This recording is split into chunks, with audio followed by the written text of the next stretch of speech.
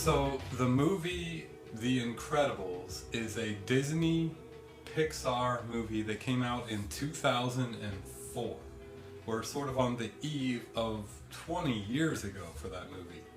Do you know this movie? Are you familiar with this? The Incredibles. It has a sequel, which is quite a bit newer, so you may be aware of this. This is a Disney Pixar movie, and it's a superhero movie. All things have to be superhero, right? And you know that I talk about that plenty.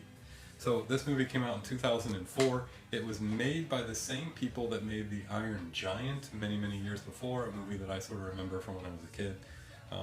And the idea is of this like 1960s aesthetic, a sort of high time in comic book and superheroes.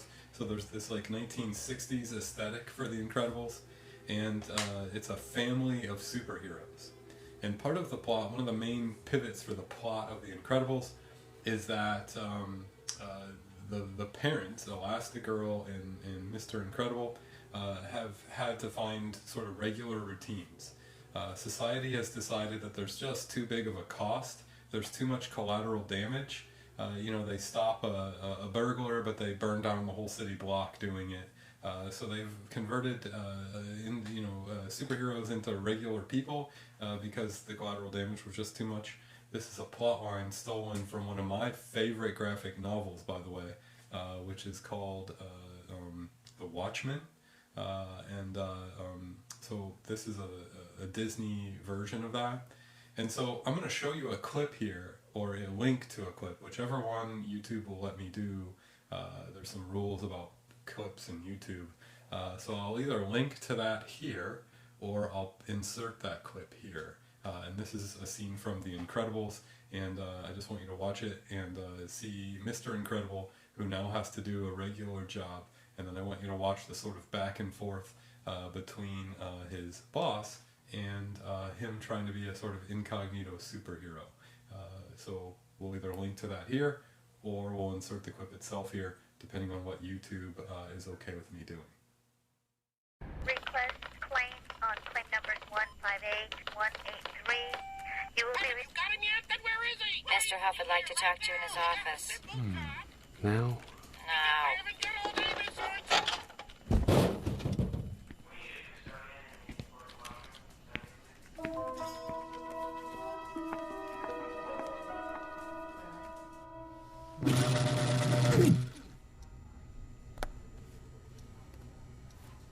Sit down, Bob.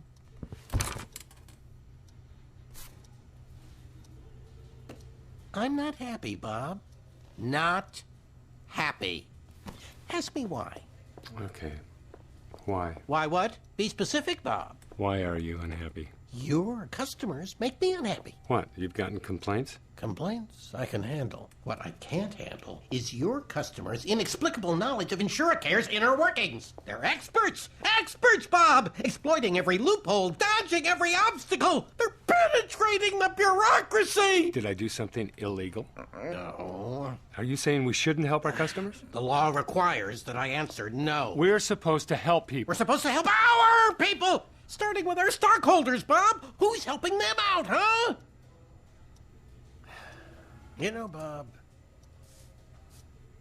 a company Is like an enormous clock. is like an enormous Yes, precisely. It only works if all the little cogs mesh together. Now, a clock needs to be clean, well lubricated, and wound tight. The best clocks have jewel movements, cogs that fit, that cooperate by design. I'm being metaphorical, Bob. You know what I mean by cooperative cogs? Bob? Bob? Look at me when I'm talking to you, Par! That man out there, he needs help. Do not change the subject, Bob. We're discussing your attitude. He is getting mugged. Well, let's hope we don't cover him. I'll be right back. Stop right now, or you're fired! Close the door. Get over here now. I'm not happy, Bob. Not happy. He got away. Good thing, too. Huh, you were this close to losing your...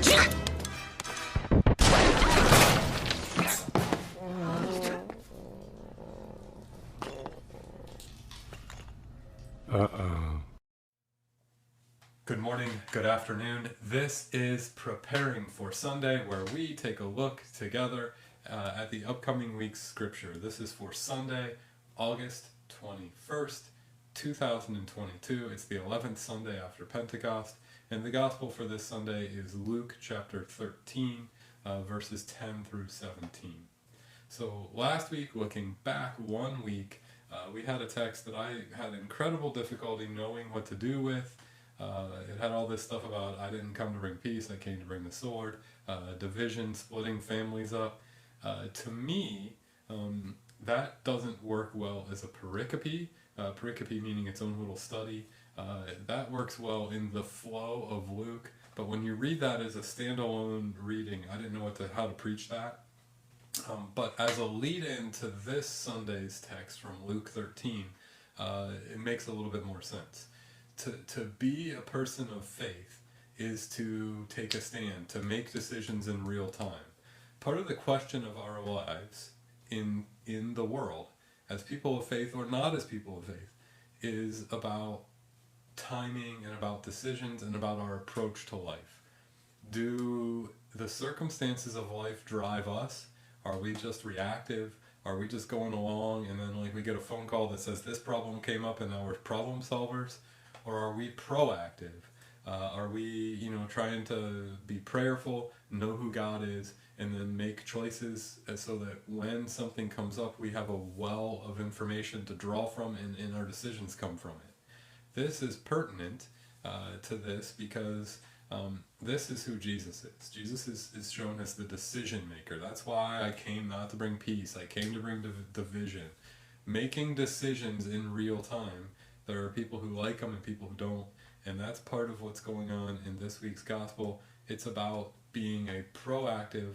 God builds us as who we are. God redeems us in our baptism. God sustains us in the meal that we share every week, and this is prep for whatever is going to come up this week. As a side note, one of the things that I think is difficult for the world that we live in is we're spending so much time reactive, and all of our energy goes into being reactive, and that has really peaked in the digital COVID era, that we don't feel like we have the energy to be proactive anymore, to be built by God so that we're ready. That's what faith is. It's you come to church or you tune into preparing for Sunday, and the topic is about a thing you don't really know what it means to that day, but if you hear it, and if God's Spirit speaks it, and it becomes an internal thing, it gets filed away, and then when you do need it, it's a proactive place where you can solve a problem without as much energy going into it. The problem is that as we've become more and more reactive, we don't have time, patience, energy to build that file cabinet to dip into, and that's what God is doing in faith. And so last week's thing about division is showing Jesus as a person who, as God himself and as an exemplar for people of faith, knows how to make decisions when the time comes. Jesus knows that might or might not be a thing that people appreciate. Some people might not like his decisions or actions, but he knows, because God is already sort of built up in him, if this ever happens, here's what you do. And so he just does that, and he knows that's going to cause division, but he's holding to who God is. And this is an example of what the life of faith is. In that Incredibles clip that I either linked to or that you saw a moment ago, this comes out in an insurance company. This is an example of Bob Parr, Mr. Incredible, dealing with this insurance company. And it's the rules or it's the grace. His boss is sort of the Pharisee in this. He's all about the rules, all about the bottom line for the company. And he's not wrong. So if Bob who keeps giving all of his clients the secrets to how to get through all the loopholes, what's really going to happen is the insurance rates are going to go up for everybody. So, I don't want to pay a higher insurance deductible or premium, and you probably don't either. But the more people that can get through the loopholes, the more the company's going to say, well, we still need our money, and so they're just going to pass that along to us. So in some ways, what his boss is telling him isn't really wrong. But it's painted in The Incredibles for what is the hardest part of it is.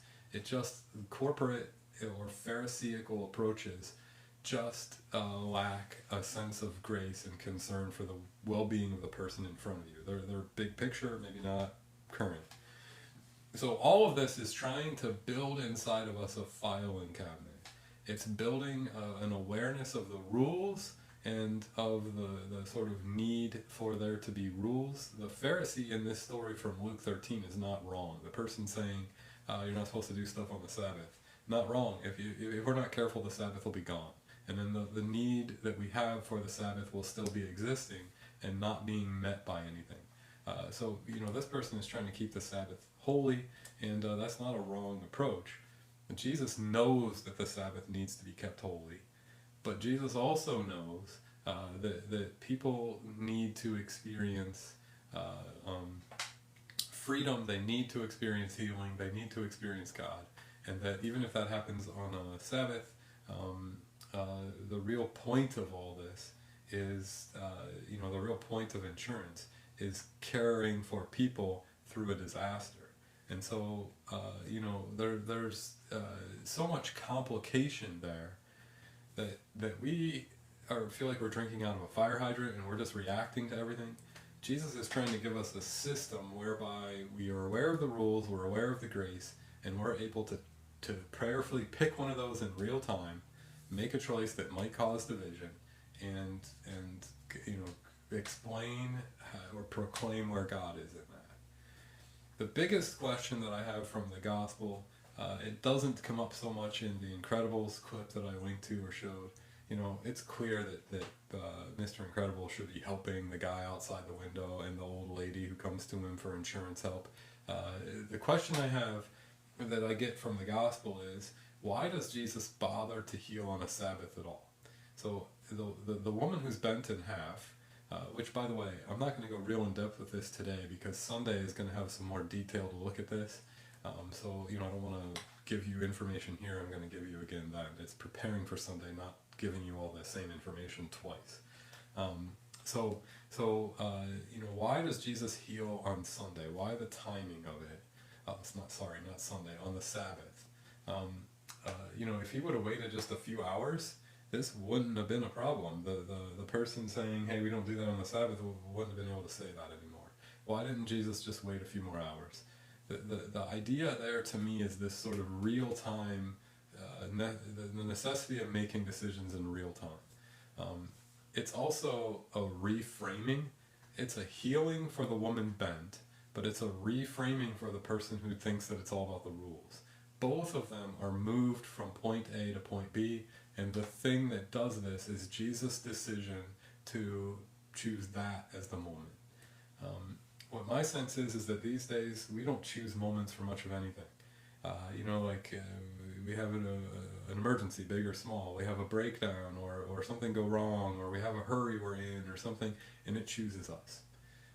And so the timing part of this might kind of go right over our head. Jesus doesn't punt here. He picks this time because it reframes both people. By reframing the woman bent, she's healed, and then reframing the person who is only worried about the rules. By the way, the point of the Sabbath rules is to be freeing, and Jesus has done that. So what he's trying to do is reframe both people into a new community. That has to say, we whether you're reactive or proactive, whether you're in church or a person who used to go to church or whatever, the reframing is for both of you in that moment, and it draws from this preceded knowledge of who you are. Mr. Incredible knows that he's Mr. Incredible, and that's this impulse that he just can't deny. You're Mr., you're Mrs. Incredible, and you're it because the Holy Spirit pronounces you it.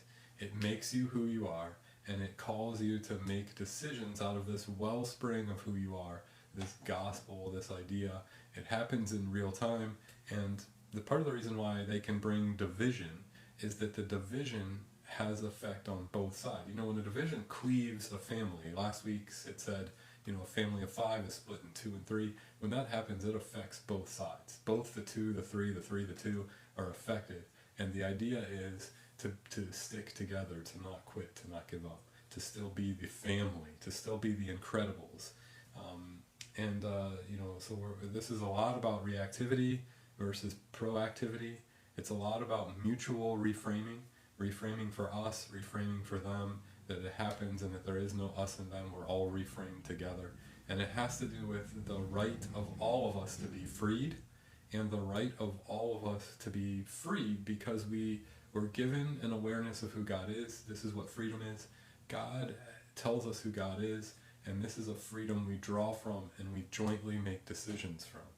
So, this is the background of this week's gospel. It's a law and grace dichotomy. You have to decide who's right, who's wrong. You kind of have to decide, is Mr. Incredible right, or his boss? How you feel about all this. And ultimately, you have to decide that God is for both. God does not want the boss wrung by the neck and thrown through the walls. But on the other hand, God doesn't want someone mugged out in the street, or a woman taken advantage of by an insurance company either. And so both of these groups have right, they have wrong. It's not cut and dry. And instead of reacting, hey, this moment we're doing this moment we're doing this, and instead of being all over the place, we're talking about a unified, a communal filing cabinet where we all make choices from who we are, from what our identity is, and those choices should look like they're on their way to Jerusalem together, on the way to the cross together, on their way of faith, on their way of placing our lives fully into the confidence of who God says we are in our baptism. So that's just really kind of food for thought. I'm not really answering how you should live today, although I do think that by reading Luke 13, 10 through 17, God is trying to build up inside of you a reminder of who you are so that you can draw from it to proactively understand and deal with the world that you're going through. Thank you for joining me today for preparing for Sunday. I hope to see you Sunday where I'll talk more about this text from the 13th chapter of Luke. I hope you stay safe between now and then. If you want to catch up on the whole movie of The Incredibles, wouldn't be bad. It's not a bad movie. Hopefully you enjoyed the clip, and hopefully it was thought-provoking, and hopefully thought-provoking enough to just keep it in your mind until we see each other here this Sunday. Thanks for partaking in this, and I'll see you soon. Stay safe.